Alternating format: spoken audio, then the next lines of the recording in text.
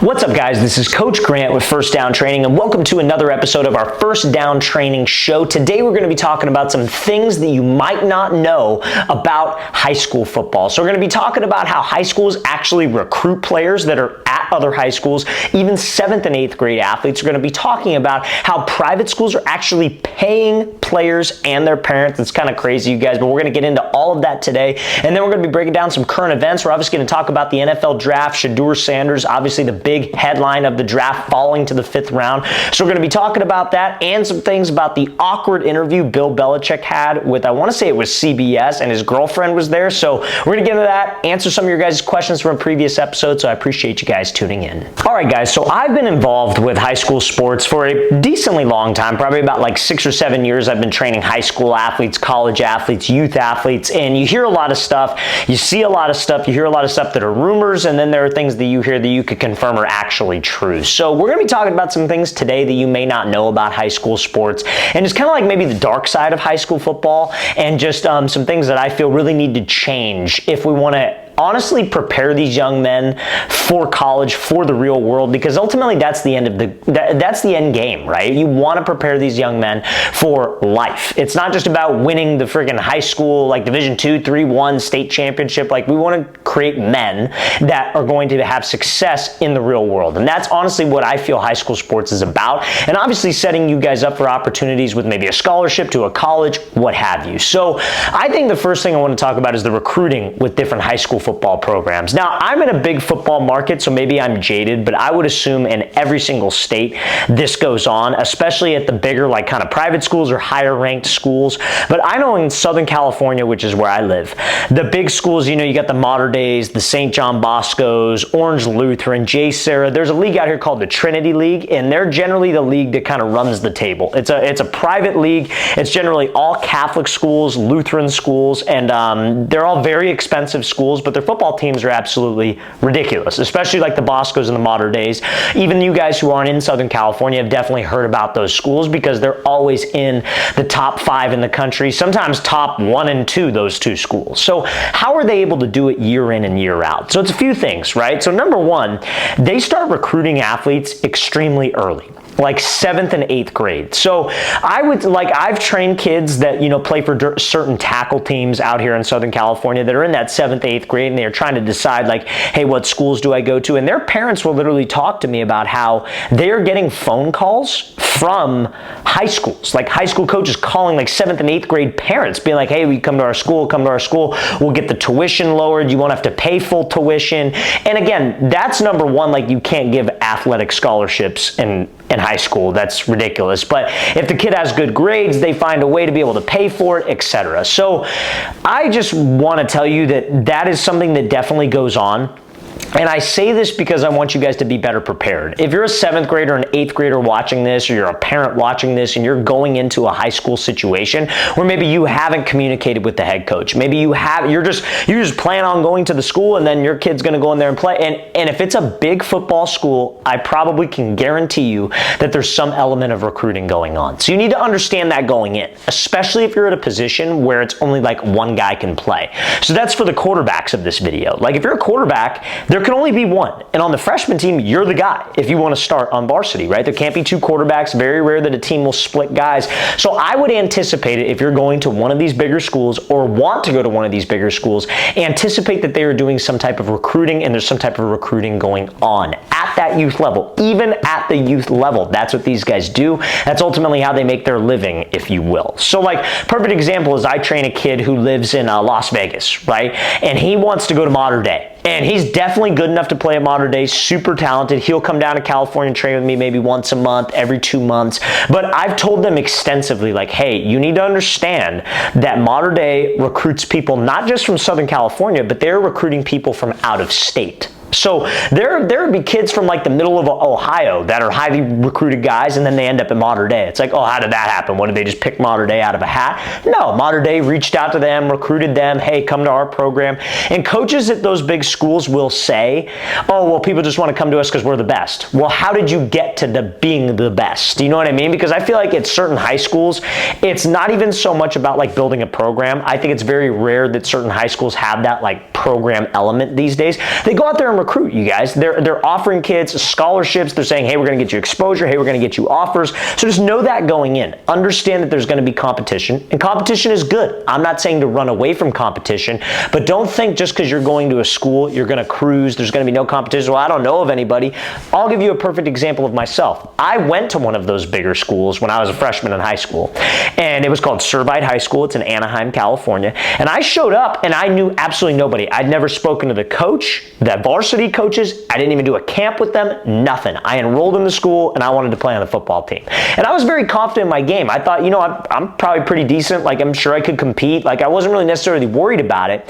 And luckily, I was able to play. But when we got there, day one, guess how many quarterbacks there were? 12. There were 12 quarterbacks. Now, 6 of them probably, they didn't care one way or the other. They just wanted to play quarterback because they felt like they could throw. 4 of them were pretty good. So you're in a position battle with 4 different dudes. So I'm saying this because if you're going to go to one of those big schools, or you have dreams to go to one of those big schools, you better be ready to compete. You better be doing everything possible, everything in your power currently to be able to improve your skills, improve the mental side of the game, get bigger, get faster, get stronger if you want to play high-level high school ball. Now, the other thing I will say is that your job is not guaranteed.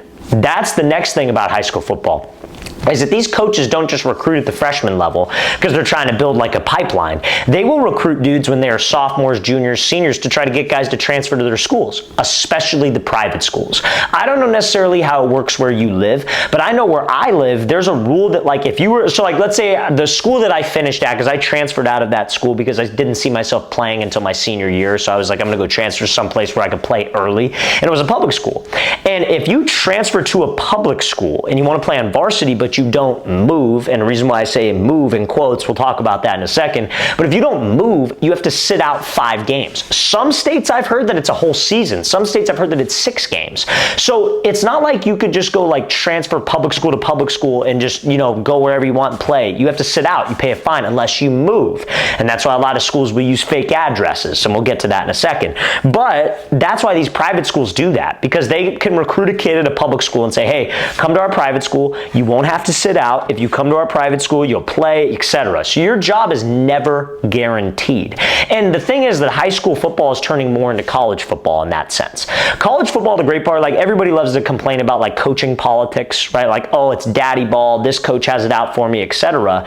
And you know, I get that, and that's a fair criticism. Not every situation is the best guys are going to play. Sometimes there's a lot of favoritism, sometimes there's a lot of politics that go into many decisions in high school football. I was a high school football coach for 1 year, and believe me, I've seen it, you guys. And that's part of the reason why I don't coach in high school football anymore, because I feel a lot of it is more so who you know, who you're connected with, and who's going to play, at least in the situation I was at. So the reason why I say this again is that your job is not guaranteed. In college football, they got 4 new guys at your position coming in every single year that they recruited. Now you got guys from the transfer portal coming in who could play right away. So you got to stay on top of your game. You have to stay working, and even in high school sports. If you want to play big-time high school football, like play at a very, very big school, 5A, 6A school, Division I, whatever system you guys use, you need to make sure that you are consistent with the work that you are putting in. It needs to be a lifestyle. Okay? And I know a lot of you watching this might think, well, like, oh, well, what happened just letting kids be kids, etc. And that's totally fine. And again, I'm not saying that you can't play college football if you're not doing what I'm about to say here, where you're not super dedicated, you're not putting in work literally every single day to try to improve some element of your game. I'm not saying that. Some guys are naturally gifted. Some guys will make it to college football just on development later on in their high school career. But if you want to play at these big schools, I'm trying to shoot you straight on the type of competition that you are going to be seeing. If you're a receiver, there are going to be receivers on your freshman team at these big schools that run 4.6 40s, 4.5 40s. If you're a quarterback going to one of these big schools, the QBs are going to be 6 foot plus. So if you're undersized, you're not the best athlete, you're not the most naturally gifted, it needs to be a lifestyle if you want to compete at these big schools. I know for me personally, like when I was going into that big school, I knew exactly what I was walking into from a competition element. I didn't know how many coaches were going to be there. I didn't know how the politics game worked out, but I knew what I was walking into from a competition perspective, because I would always train with dudes that went to those schools. I knew how good they were. I was always the youngest guy at the training sessions. I was working out with college guys, seniors, juniors in high school, but it's the dedication that helps you stand out, or at least compete with guys who are just naturally gifted and naturally talented football players. So what do I mean by it being a lifestyle? I mean that every day you need to do something that's going to improve your game by 1%. What do I mean by 1%? So let's say you're a quarterback. Let's use that example again. And if you're another position, take it how you want. But let's say you're a quarterback, right? Every day, you can't throw every day, right? Let's say you throw 4 times a week, Tuesday, Thursday, Saturday, Sunday, right? Say you take Monday, Wednesday off, right? Monday, Wednesday, Friday off. But on Monday, Wednesday, Friday, you should be in the gym. Monday, Wednesday, Friday, you should be watching film. On days where you're throwing, you should also be in the gym. You should also be doing speed work on one of those days. It needs to be a part of your life, and you need to be dedicated to it if you want to play at these big schools, and again, if you're not the most naturally gifted or naturally talented. Because especially at a freshman level, 10th grade, 11th grade, there is some element of a guy being just like naturally talented and naturally gifted, and that's why he's successful. But again, I never want to discredit the people who put the work in. If you're putting the work in, you can absolutely compete with those guys. But know that every single year, your spot is going to be up. It's going to be up. You know what I mean? That was one of the things why I also left the private school that I went to when I was a freshman, is like, I don't know who they're going to recruit. I don't know who they're going to bring in. I don't know who's going to transfer there. Especially the position I played, which was quarterback, there can only be one. So I'm going to go to a situation where I'm going to go play rather than stay in that situation and maybe bring people in. That was my decision. And at the end of the day, you know, I think I made the right call leaving, but that might not be the right call for you. You might have to stick it out, but you've got to be prepared to compete. Now, how does all the transfer stuff work? This is something that I've heard a lot in Southern California over the last couple of years since NIL became a thing. In Southern California, or at least in California, high school athletes can make money, right? So you have these private schools straight up paying players. You have public schools, which is super illegal, by the way, paying players. I know of a public school in Newport Beach, California, that they had a team that was awful, like terrible, like a bunch of slow white dudes on the team. That offseason, they got a ton of transfers, probably like 15 different transfers who were all 3-star, 4-star guys who don't live in Newport Beach, and they all paid. One really rich booster through the football program paid for housing for all of those kids in Newport Beach, you guys. Newport, if you know anything about like real estate, Newport Beach is probably the most expensive real estate on earth, or one of the most expensive cities on earth. So he's paying for apartments, single bedroom apartments for these athletes, maybe 2 bedrooms, some were living together. You're dropping like minimum $3,000 a month, probably more, probably like $3,500 a month, I would say, where the school is located and where those kids were living. So they were paying their rent. A couple athletes, their parents got new cars, and they were getting a cash stipend every single month. This is what we're up against, you guys. So if you're an athlete and you don't want to take part in that type of stuff, understand that schools do that. Understand that not every single football program out there has the best morals and values, and a lot of times, guys, are absolutely obsessed with winning. So that brings me to the whole transfer address thing, right? So if you want to transfer schools here in Southern California, at least this is where I live, and I'm assuming this is most states, if you move, you're exempt from sitting out because there's nothing you could do about it. So many schools fake addresses.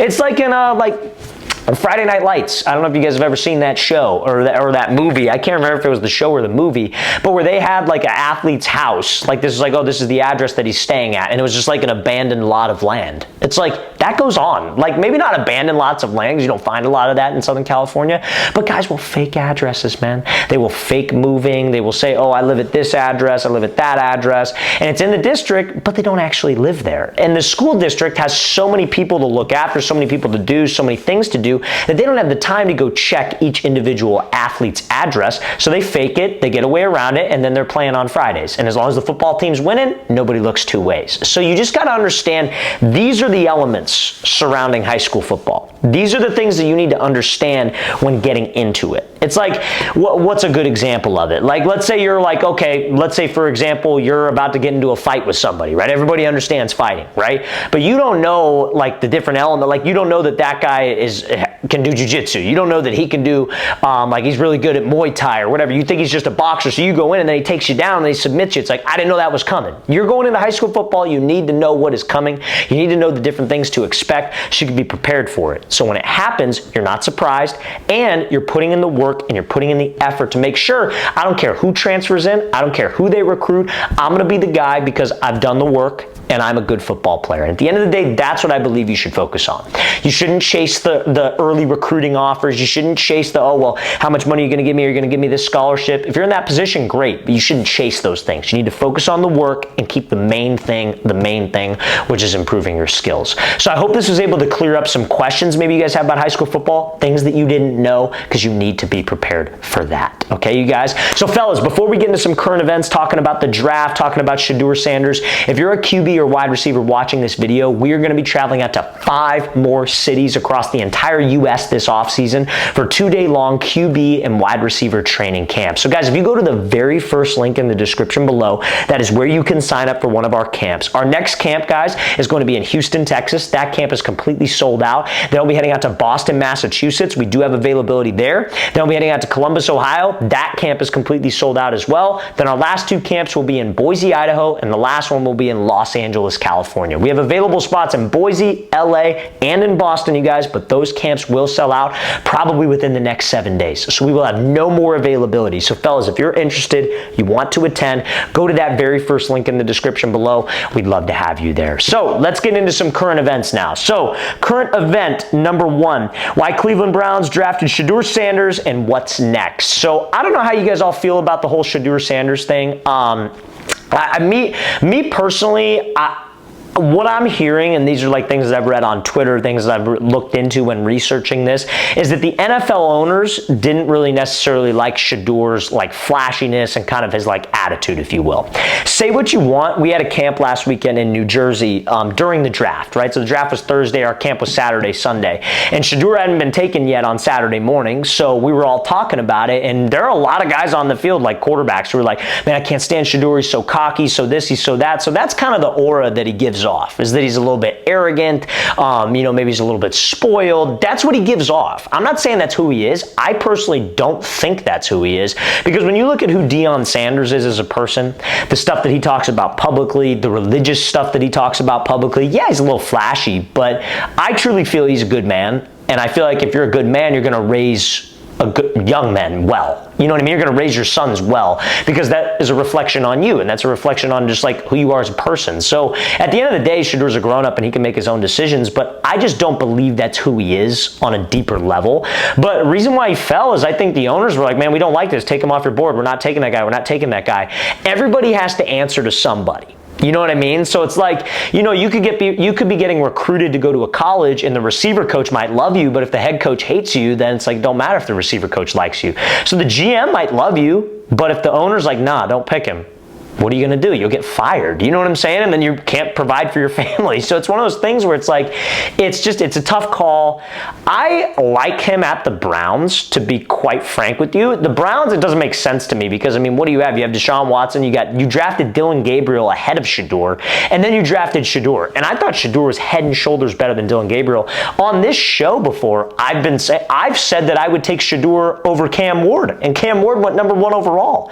So I think Shedeur has the skills. I think he's one of the best passers in the draft. I'm pretty shocked that he fell, but I think it was the NFL owners kind of being like, hey, this is the way it is, and we're going to kind of make an example out of him, which sucks. But I think for Shedeur, it's pretty cool, because I think the measure of just a man, a person, is what you do with failure. You know what I mean? So you look at a guy like Tom Brady, right? 6th-round draft pick, really low on the depth chart, but what did he do? Worked his way up to, now he's the greatest quarterback of all time, right? Greatest football player of all time.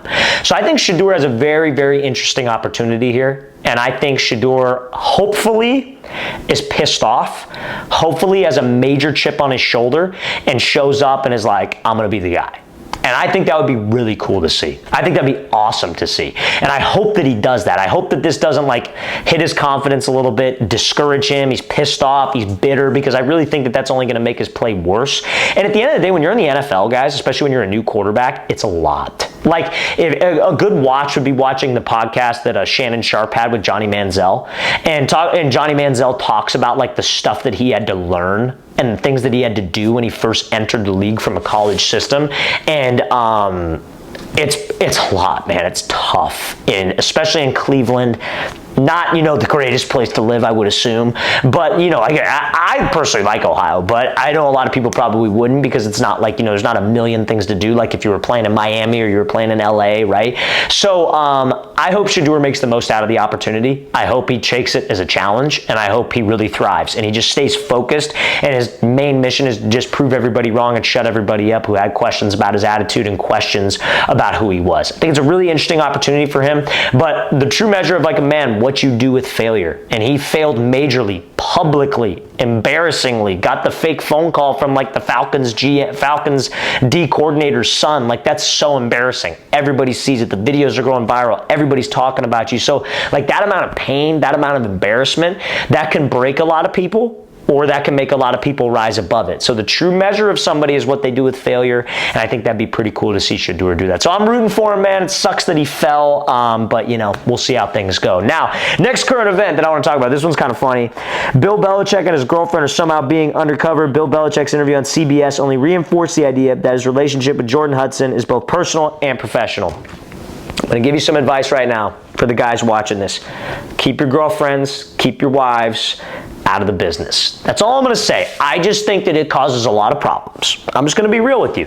Like, I'll give you a story personally of mine. I was dating this girl, and she was a little bit older than I was, right? And I was still doing what I'm doing now, first down training. We had our brand and all that stuff. And, she had a little bit of a past with social media, but like, it was like a very small, like kind of like 15 minutes of fame type thing where it was like, she was big for a short amount of time, and then she lied about some stuff and lost it all. And then, it was kind of a pretty sad story. But anyways, she was constantly trying to be like, hey, I want to work for you. Hey, like, I'd love to help you, yada, yada, yada, yada. And we had been dating for a little bit, and extremely hesitant on my part, extremely hesitant, because this is my child, and I only let people who work for me, because obviously it's not just me. Obviously, I have people who work for me, people who help me out.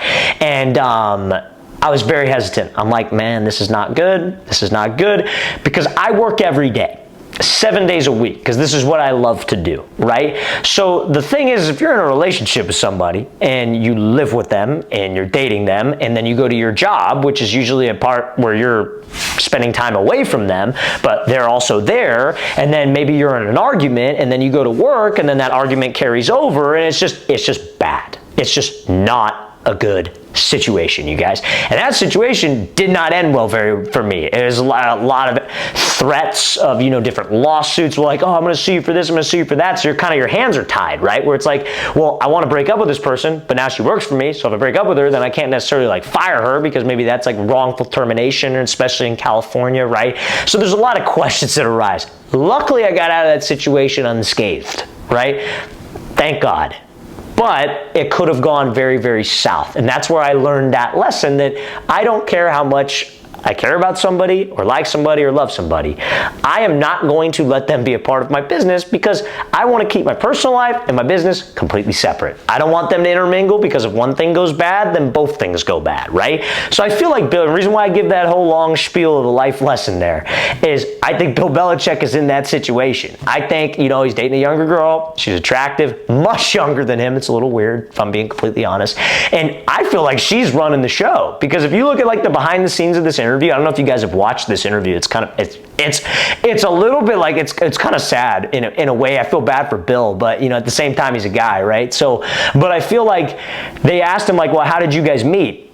And then she, from like the backstage, is like, we're not answering that question. It's like, well, I feel like Bill could answer it if he wants to answer it. You know what I mean? So it makes me kind of get the little bit of a gold digger vibe. I don't know. But again, I just don't get, guys, I'm telling you right now, if you're lucky enough one day to have a business, you're lucky enough to do your own thing, try to keep it out of the workplace. If you keep your personal endeavors out of the workplace, generally both things tend to go well. Don't make the mistake that I make. Probably don't make the mistake that Bill Belichick makes, because if this ends, who knows what she could do? Who knows what she could say that she saw behind the scenes? Who knows what? Right? Not saying that Bill Belichick would do anything like that, but who knows? Okay, you guys? So just take that lesson of advice from me. Please, if you remember one thing from this episode, remember that. Okay, so now let's get into some of your questions, you guys. So at the end of every single episode, fellas, we do a Q&A. So these are questions that you guys left on previous episodes of our show. We really appreciate you guys tuning in. Seriously, we enjoy doing these because I feel like it's a better way for us to kind of get to know you guys. You guys get to know me a little bit better, and I appreciate all the questions that you guys post below in the comment section. So guys, if you have questions that you want me to answer, feature on a show, really appreciate if you put those questions in the comment section below. I read all of them, I'll reply back to you, and I will also feature them on the show. So seriously guys, really appreciate it. So question number 1. From Coulter Hurd 50058. Hey coach, I'm a 5'11", 155-pound sophomore slot receiver, and I have aspirations to play college football. I'm going to a BYU football camp this year. What are some ways I can prepare?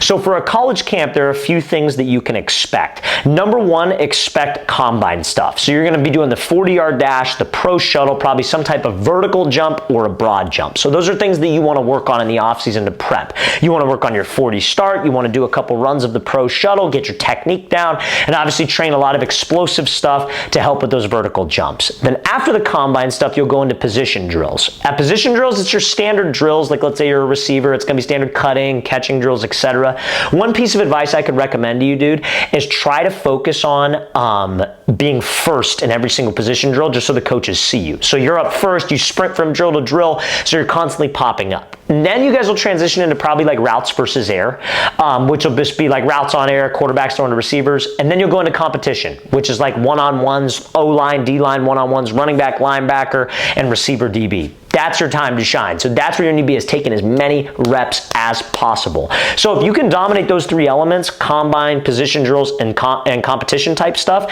I think that'll help you stand out. But that's what you should be prepared for, dude, as far as like a skill perspective goes. So I hope that makes sense, man. Now, next question, you guys, from Captain3513. Appreciate you asking again, man. Thanks for always tuning in. Hey, coach, I hope all is well. I'll be playing my first year of football this season as a sophomore. And I was wondering when I should start contacting coaches. Should I wait a year or do mid-season highlight tape? By the way, is sophomore JV or varsity? So sophomore in high school, I would say you probably shouldn't wait to contact college coaches, but your focus needs to be building relationships. So if you don't have varsity film, I still recommend contacting coaches. And the way you do that is ask them about camp opportunities that they have coming up. So I would reach out, I would get a target list of schools, D1, D2, D3, NAIA, and get 10 schools from each one. And what I would do is I would shoot them a message and just be like, hey coach, I'm a class of 2020 whatever position, this is my position. I was wondering if you have any camps coming up that I can attend. All we want them to do is just to respond, because that opens up a line of communication. So now you're a sophomore, maybe you go to the camp, maybe you don't, but now you're going into your junior year, and let's say you're on varsity. I would get a mid-season highlight tape after the first 5 games, start sending it out to those contacts that you've made. You just want to get in their inbox. You want that line of communication. And then after your full season, send them your full season tape, and just continue to network and continue to build relationships. Recruiting is all about relationships, and that's how I would go about it, okay? So I hope that makes sense, dude. And now in sophomore, you could play JV or varsity, obviously, but that's for varsity film. College coaches do not care about JV film, okay? Now, next question from Yellow Car is so good. 2 questions. Sorry, 28-minute video on how to go from 0-star recruit to 5-star. And I'm wondering, would getting verified help with DMs on X and Y? Also, I need exposure to football, but there's basically nowhere to play since I live in the Upper West Side, New York City. Besides baseball, crappy soccer fields, Central Park, good soccer fields, and Riverside Park, which always packs soccer players, so no football at all. What should I do? So, yeah, man, honestly, bro, I'm sure you could find some type of field where you can train. I know in like North New Jersey, we were just there for a camp. There's definitely fields out there. I think I was in Rutherford, and there was a great park with like turf. So you might have to drive a little bit, but I think you could definitely find something probably on the New Jersey side of things. Now, when it comes to getting verified on X, being verified on X is one of the best investments that you can make from DMing a college coach perspective. Reason why is because certain college coaches don't have their DMs on unless you're a verified account. So unless you guys are like following each other, if you're not verified, they cannot accept DMs. So I recommend making the investment. I mean, what is it like? Let's say it's like $20 a month. I don't know exactly how much it is, but let's say it's $20 a month, like, and you pay that for a year, which is $240 a year. But let's say you get a scholarship offer from a coach that you interacted with there, and it's a full ride, and that saves you $80,000. I think that was worth the investment. So I recommend it. I think if you're an athlete and maybe you don't have a ton of money, I feel like it's very easy for you to raise $20 a month. Hell, go to the grocery store, buy a big bag of chips, sell them at school for like $2 a pop. There's your $20 right there. You know what I mean? So just, there are ways to do it. I think if you can't make $20 a month as a high school player or high school student, I think there's something wrong with you, to be honest with you. But I highly recommend getting verified on X. I think that will only help you. Okay? So guys, appreciate you you tuning in. That is the end of our first down training show. If you guys have questions, stuff you want to ask me, post it in the comment section below. Make sure you like this video and subscribe to our channel if you're not subscribed already, but we'll see you guys next time.